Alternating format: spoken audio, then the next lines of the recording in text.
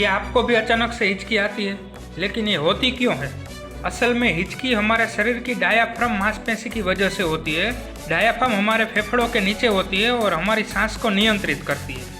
जब हम जल्दी जल्दी खाते हैं, बहुत मसालेदार खाते हैं या अचानक कुछ ठंडा या गर्म पी लेते हैं तो डायाफ्राम झटके से सिकुड़ जाता है। इससे हमारी सांस अटक जाती है और हिक जैसी आवाज़ निकलती है। इसे हम कहते हैं हिचकी। और इसे रोकने के लिए आप कर सकते हैं कुछ आसान उपाय, जैसे कि धीरे धीरे पानी पीना, सांस कुछ सेकंड के लिए रोकना।